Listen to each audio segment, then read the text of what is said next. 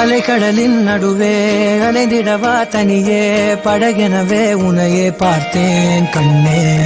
புதை மணலில் விழுந்தே புதைந்திடவே இருந்தேன் குறுநகையை எறிந்தே மீட்டா என்னை. உன்னோடும் மண்ணோடும் மாடும் பெரும் மூன்றல் மனதோரம் கண்பட்டு நூல் விட்டு போகும் என ஏதோ பயம் கூடும். மயில் ஒன்றை பார்க்கிறேன் மழையாகி ஆடினேன். இந்த உற்சாகம் போதும் சாக தோன்றும் இதே வினாடி. கண்ணான கண்ணே கண்ணான கண்ணே என் மீது சாயவா.